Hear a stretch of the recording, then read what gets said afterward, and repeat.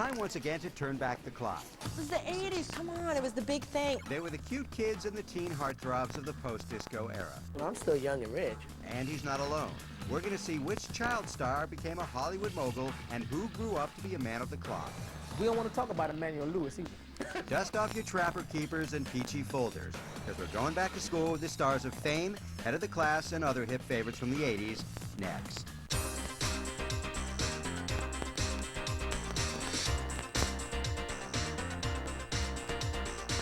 The 1980s brought us lots of important creations: the Walkman, personal computers, and the Smurfs. Hip-hop was still an infant, but new wave was totally rad. Was school cool? Of course. We paid to see The Breakfast Club and Fast Times at Ridgemont High. On TV, we watched The Wonder Years and Square Pegs. On campus, you were either a preppy, a punk, a surfer, a jock, or a nerd. I was the president of my school. Very popular. Basically everything I said went. For the next hour, school is back in session as we catch up with several of our favorite small-screen co-eds. Some are still TV stars. I've been blessed for 15 years to be working continually in this business. Some have become star makers. After about 3 years of working in casting as my groovy day job, I kind of thought, well, why can't this be what I want to do? Some child actors have walked away from the spotlight, while others are following their inner light. I am definitely an evangelist.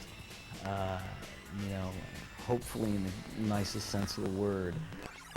Reading, writing, and rhythm were some of the educational prerequisites on the popular 80s drama Fame. The series debuted in 1982 and helped further the careers of Erica Gimple, Lee Cureri, Valerie Landsberg, Janet Jackson, and Nia Peeples. Nia actually started performing as a child. When she was a teenager, she toured the world. I started with the Young Americans in my senior year in high school and continued through my first year of college.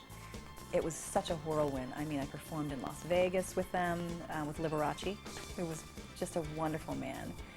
Odd, but wonderful. Peeples nabbed minor parts on soap operas while attending UCLA. Then in 1983, Nia auditioned for the popular TV show Fame. The series was already going. It had been on for 2 years. But if you want to talk about the cattle call, it's like American Idol is now. I think the casting director told me there were 9,000 people who auditioned that year. Nia nailed her audition, but she admits bonding with her talented co-stars wasn't easy. I was very, very naive. So I kind of stepped in very fresh-faced, and they had been around the block. I mean, a lot of these kids have been working since they were little. And it was tough getting in a little bit. I had to really prove myself. One of the adult stars of Fame served as a mother figure to the young cast. Debbie Allen gave me lots of advice. She gave me more advice than anybody did. She was an amazing teacher. Nia also learned some lessons in love. In 1985, she became engaged to co-star Carlo Imperato. It's harder not going out with people. You're working 12 hours a day with a bunch of hot bodies running around. You're sweating all over each other. You're lifting each other up in the air. It was a very hot, sexy set. The engagement didn't last. Then in 1987, Peoples' character was written off the show in a very dramatic way. She was killed in a drunk driving accident. I was ready to move on at that point. So it was kind of their right to write me out however they wanted to. I thought it was a little severe, but they were trying to teach a lesson, so that went kind of right along. To kill my character off went right along with what the show was doing. They were trying to teach everyone a lesson about drunk driving. Nia's next big move was into pop music. She released a solo album in 1988. The album produced 2 Billboard hits, but pop stardom proved frustrating. I was just someone who sang. So I was a little doll. They dressed me up. They said, wear this, look like this, sing like that. And I'm kind of like, well, I don't sing like that. The whole record thing for me was bittersweet because I never found who I was as an artist. Nia did find romance for a while. She married R&B singer Howard Hewitt in 1989. The marriage ended in 1993. I think it's tough for anyone to maintain a marriage, no matter what careers you're in or not in. It comes down to the two people. I honestly believe that. Nia got married again in 1997, this time to a Hollywood stuntman. No doubt her husband provided some tips when Nia starred in the 2002 action film Half Past Dead. The action stuff for me is really a lot of fun. I recently worked on a project and they had me flipping and twirling and all these incredible wires, all the Chinese martial arts stuff. I love it. Peeples is not just an action heroine on screen. Nia's voice, face, and figure were used to create the main character for the video game Helix X. Portions of this video game will be turned into a comic book, and then eventually the ideal is to take it into a franchise of movies. Nia also enjoys being a mother, a budding screenwriter, and director. You have to work at it. I've worked at my craft continually, but you have to keep it fun or it'll eat you alive. I've been blessed to be working continually in this business. If you're a lucky actor, you will meet that one role that is a defining moment for you, if you're lucky. But it's not about just your talent, it's meeting that role that meets who you are at that time that makes it so spectacular. Up next, Fame's reluctant heartthrob. You go, well, wow, should I have done that show? You know, should I have taken that job? And what is Fame's bad boy up to now? When somebody gives me the opportunity to take my clothes off, you don't have to say it twice. More Child Stars when we come back.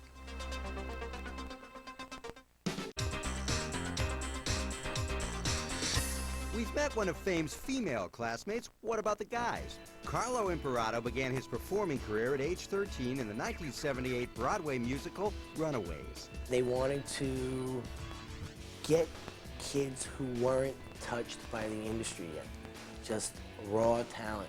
After about 4 or 5 auditions, I got the part. Carlo's next big break came in 1982. The new series Fame was casting the role of aspiring actor Danny Amatullo. Carlo auditioned. I never expected to get the part. And once I got it, and found out that they wanted me, I was so nervous. I didn't want the part. I didn't want to move out to California. I was in a world that I've never seen before. The Bronx-born and raised Imperato made the cross-country move. His castmates helped ease the transition. Even when we had time off, we were together. We depended on each other, you know, for moral support, for friendship. And, you know, besides being a co-worker, you know. But it really, really was a big family for those reasons. And it helped. It helped make the show more realistic, you know, because it was real. 1987 was a rough year for Carlo. Not only was Fame canceled, but his engagement to co-star Nia Peeples ended. He returned to New York ready for something new. After Fame, I got burnt out. I really did.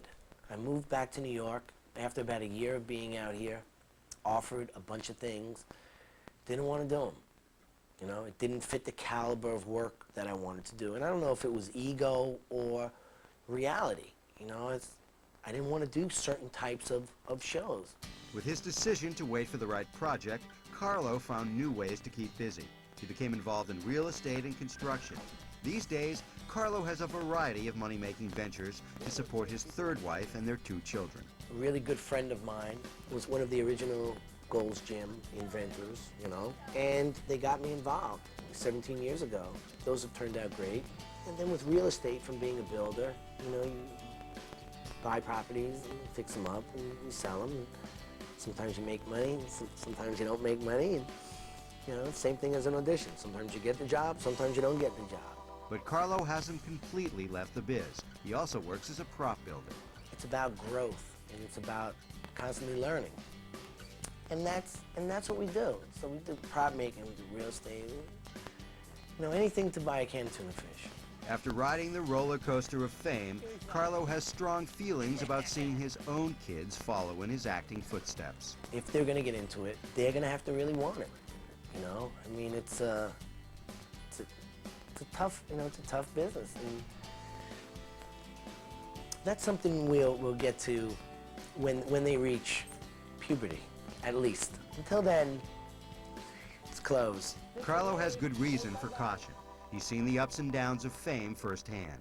Gene Anthony Ray, who played Leroy Johnson, hasn't experienced much good fortune since his days on Fame. After the show ended, the young dancer spent years battling drugs and alcohol abuse. In 1998, Gene kissed the States goodbye and moved to Italy to start a dance company. No dice. When we traveled to Europe in 2002, Gene was literally fighting to put his troubles behind him. I got punched in my face in Milan and was on the couch running down. Me. That's right. So when you go, I paid my dues, Okay, but I really paid mine. Gene is still paying his dues. He moved from Milan to Naples, where he found work as an exotic dancer. Gene headlined a show using his fame name, Leroy Johnson. This is striptease, and I'm taking my stuff off. And Debbie will tell you, her problem used to go, Gene, keep your clothes on. So why, when somebody give me the opportunity to take my clothes off, you don't have to say it twice? It's obvious that Gene isn't living the dream he had when he got into the business. Hard times seem to follow him, but Gene Anthony says it ain't over till it's over. Fame has been adopted, rejuvenated. You know and I know that sometimes our people say, okay, he's finished. And that's true. And I'm not finished, not at all. Hey, at E! Entertainment, I'm not finished. Coming up,